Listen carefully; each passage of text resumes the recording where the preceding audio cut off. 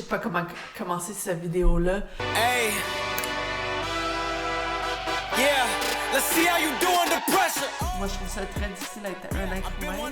Forever. I've been in the field with whatever they throw. Moi, avec mon ancienne psy, j'étais sûre que j'allais genre continuer de la voir toute ma vie, puis ça n'a pas vraiment marché mon affaire. Feeling rich like I'm Kesha. I get to the paper. Trauma! Walk with me, you know that I got it. Come with me, let's take a trip to the islands. We I'm back, bitches! J'ai mis online la vidéo sur mes parents, puis là, je me sens tellement honteuse. Ça n'a pas de sens. J'ai une espèce de boule qui chauffe derrière mon omoplate gauche. J'ai vu des commentaires de gens super gentils, mais qui m'ont fait spiraler, là, parce que c'est comme des membres de ma famille.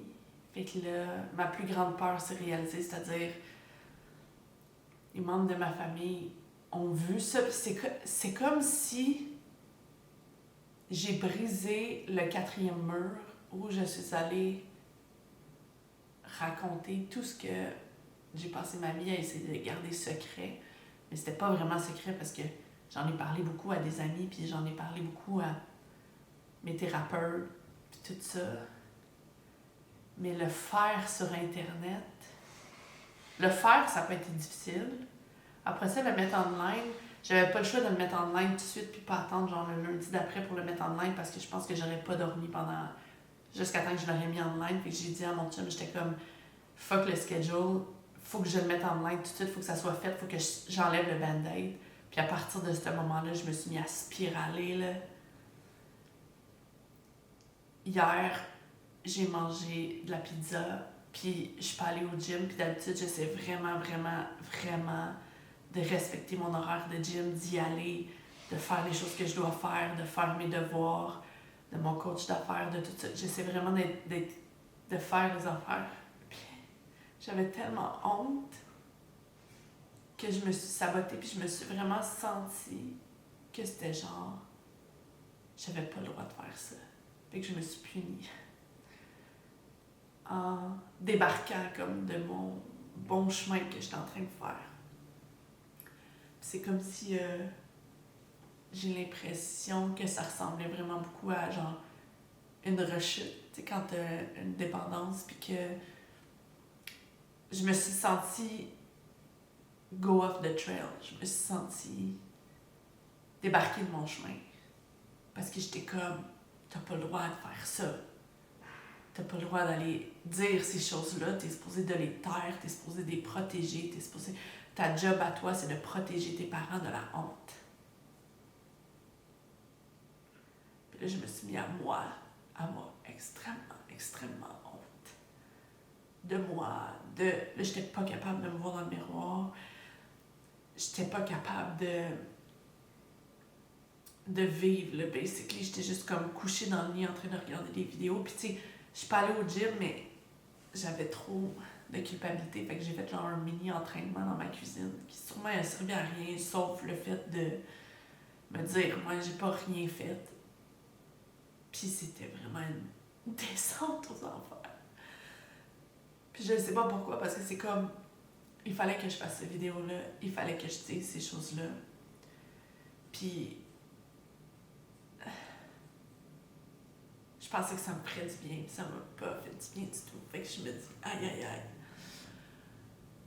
C'est comme si c'était genre, it's on motherfucker, genre, là c'est out there.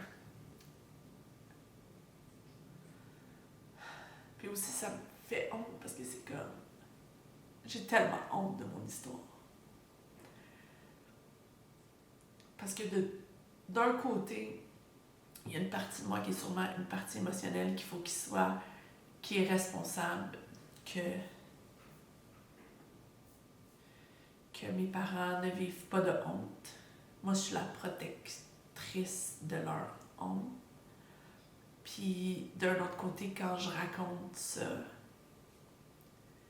ça me fait voir mes parents d'une perspective où est-ce que c'est comme... Puis, j'ai pas capable de le dire. C'est des losers. Puis j'ai passé ma vie à tellement mettre mon père sur un piédestal, puis tellement dans ma tête, là, c'était comme un demi-dieu, genre. Puis m'avouer qu'à l'intérieur de moi, de le voir tel quel, ça me faisait avoir honte d'avoir été élevée par des losers. Puis, fait que les parties émotionnelles qui se sont levées, parce qu'à un moment donné, il a fallu que... On a manqué d'électricité, fait qu'à un moment donné, on n'avait pas le choix de commander de la nourriture pour le dîner parce que on pouvait rien faire chauffer, on pouvait rien manger, tout ça. Puis on n'est pas supposé de commander de la bouffe parce qu'on a des dettes, puis on s'est dit pendant la prochaine année, on commande pas de bouffe, puis on mange pas au restaurant, puis on fait toute maison, puis blablabla. Mais là, on était comme, on n'a pas... Puis moi, mes parties émotionnelles étaient tellement... Surtout Cookie Monster qui est le lien avec la nourriture, avec manger ses émotions, avec... Puis là, il n'y avait plus d'électricité, fait que mon sel, comme... Il n'y avait plus de batterie, puis là... On attendait la pizza et tout ça. Fait qu'à un moment donné, j'ai fait l'exercice de débarquer de mon sel, puis de juste parler à mes parties émotionnelles. Puis là, c'était comme, c'est qui s'est levé? Puis c'était Belvédère. Celui qui protège, genre, l'amour que je porte à ma belle-mère. C'était Cookie Monster, qui est comme les troubles alimentaires. Puis c'était Luc, qui est l'authenticité, puis la vraie affaire, parce que la honte que je porte, c'est ça, tout rap dans le fait que la grosse chose qui était vraiment difficile à envisager dans ma vie, puis à m'avouer, parce que Luc, c'est toujours, genre, débarquer des illusions, genre, Luc, c'est la vérité, là. C'est le lien avec la vérité, qu'est-ce que je ressens vraiment, comment que... Puis là, c'était genre, j'ai tellement honte de me rendre compte que finalement, quand je regarde ma vie telle qu'elle, je perçois mes parents comme des losers.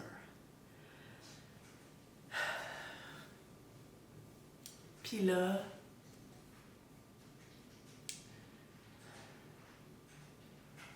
fait que c'est comme si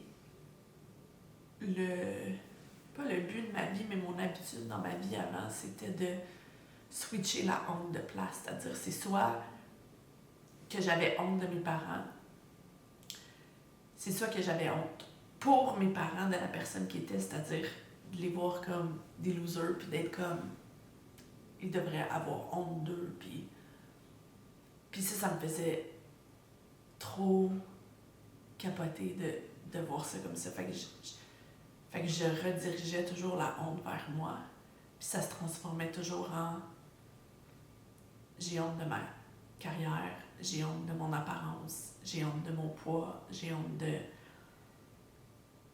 ce que j'ai l'air. Puis là, la vidéo que j'ai faite de mes parents, l'éclairage n'est pas optimal, ce qui fait que genre, je focusais juste sur mes cernes, mes poches en dessous des yeux, le fait que j'ai l'air vieille.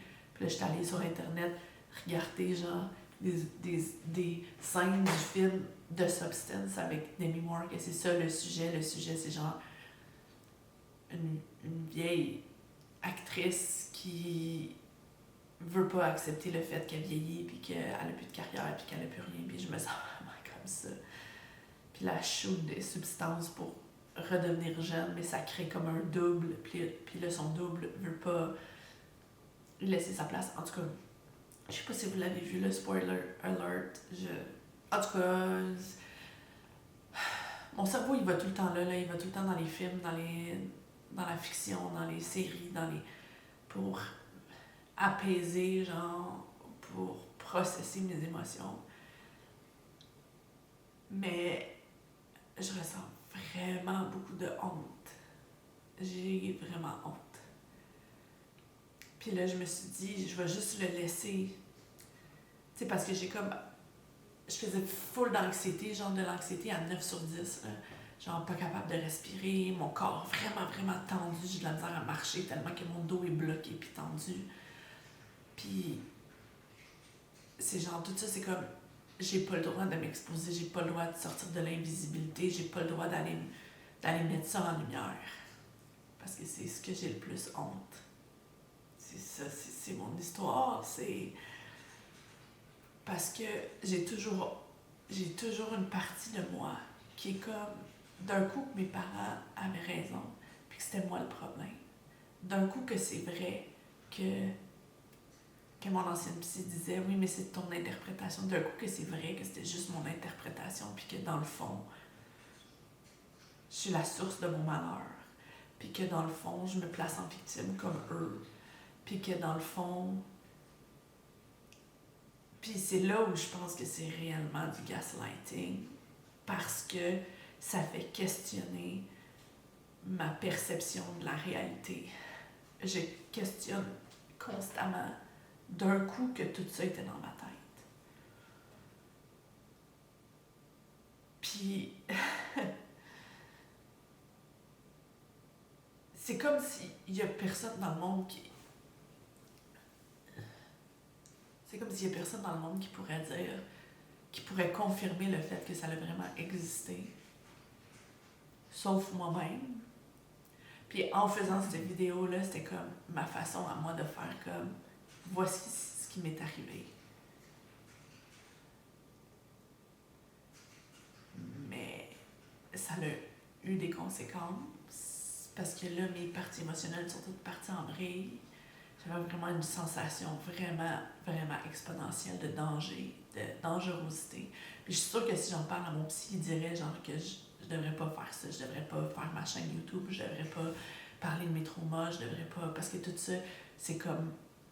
Ça devrait rester... Il y a toujours une espèce de protection de... Faut protéger... Je sais pas. Puis d'un côté, je suis comme mon intuition me dit non, il faut que je fasse ça. Il faut que je m'expose, il faut que j'en parle, il faut que je dise ça. Parce que je suis sûre qu'il y a d'autres personnes qui ont vécu quelque chose qui est similaire. Parce que qu'est-ce qui est dur dans ces affaires-là, c'est de s'avouer que c'est vraiment ça qui s'est passé. C'était pas dans ma tête. Puis ça, c'est tout un principe qui est super souffrant parce que ça vient avec beaucoup de deuil. Le deuil de me dire, c'est vraiment ça que j'ai vécu. J'ai vraiment vécu une enfance avec des parents qui peut-être, là je mets un bémol parce que tout est toujours plus nuancé, mais peut-être qu'ils me voulaient pas du mal, mais eux étaient tellement dans une immaturité émotionnelle, puis dans leur trauma à eux, parce que là j'ai pas parlé de leur trauma à eux, mais ils ont vécu des traumas assez importants. Sauf que... Puis ça, c'est la partie que je sais pas, puis c'est le survivor guilt, puis c'est pourquoi eux ont pas transformé ça comme moi, je l'ai transformé en... Tu sais, moi, c'était une espèce de fuite en avant de... Il faut que je corrige ça, il faut que j'arrive à corriger mon enfance, il faut que j'arrive à bâtir mon estime de moi, ma confiance en moi, il faut que je renverse la vapeur, il faut que je sorte de là, faut que... Tu sais, c'était toujours ça mon obsession, puis je suis comme... Puis avec ma fille,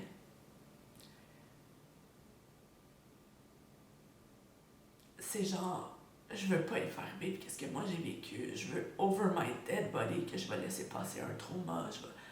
Tu sais, je fais tellement de réparation avec ma fille au quotidien. Là. Je suis comme, ah, j'ai dit ça tantôt, j'aurais pas dû dire ça. Est-ce que ça t'a dérangé que j'ai dit ça devant les gens? Tu sais, ma fille, elle a 2 ans et demi, là, puis je travaille tellement, tellement fort à m'assurer qu'elle soit entendue, qu'elle soit respectée, qu'elle soit... Tu sais, tout ce que j'ai vécu. Puis je le sais qu'elle, elle n'a pas ces traumas-là. Puis là, les psys disent, oui, mais t'es en train de faire d'autres traumas parce que tu répares des traumas qu'elle, elle n'a pas. Puis, tu sais, je le sais que je suis pas parfaite. Puis tout le monde dit, ah, good enough mother, puis blablabla. Sauf que... C'est ça. Puis là, mon psy, là, en fait, c'est ça qui fait la différence entre toi et tes parents, c'est que toi, tu t'adaptes. Puis eux, dans leur pathologie, puis ça m'a vraiment aidé quand il a dit ça, eux, dans leur pathologie, sont pas capables de changer. Ils vont jamais, jamais, jamais changer parce que c'est ça la pathologie, c'est le fait de rester tel quel. Fait que puis toi, t'es capable de t'adapter, donc t'es différent de eux à cause de ça. Puis j'étais tellement soulagée, comme, ok, tu sais, je suis pas comme eux, puis c'est ça qui est souffrant, c'est tout ça. Puis, c'est ça. Fait que...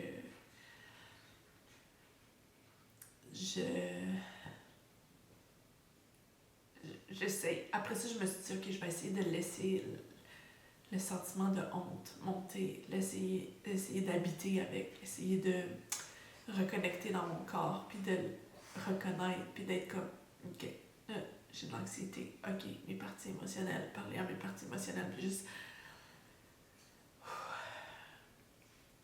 Je pensais pas que ça ferait ça, mais en même temps, c'est logique que ça ait fait ça, mais... Bref, c'est tout. C'est juste ça que je voulais dire. Je voulais dire... Ça a été dur. Le aftermath a été dur émotionnellement, puis merci de me suivre dans ce chemin.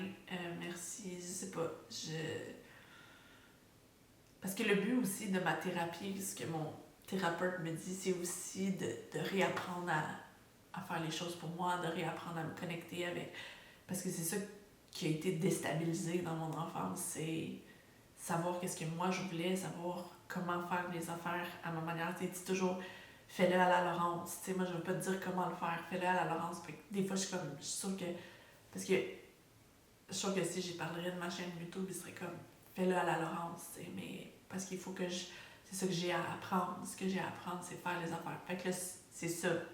Ce projet-là, c'est faire les affaires à ma manière. Mais c'est difficile. Mais ça, pas que c'est pas de votre faute, mais je vais juste le dire pour moi, mais comme...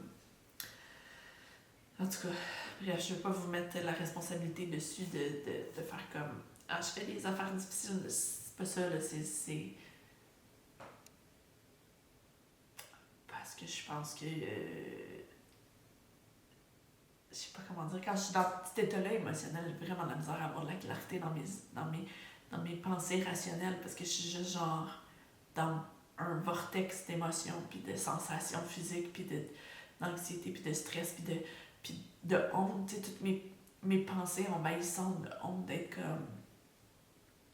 T'es laide, t'es grosse, t'as rien à dire, personne veut entendre ce que t'as à dire. Pourquoi t'as fait ça? C'est con. C'est sûr que c'était toi le problème. C'est les pensées qui roulent en boucle dans ma tête en ce moment, puis... Fait que c'est très difficile de me concentrer pour essayer d'aller dans la partie rationnelle, qui essaie d'être claire sur qu'est-ce que je veux dire, mais... Fait que c'est ça. Ça aussi, ça fait partie de ça. Ok, bye. Ok, bye!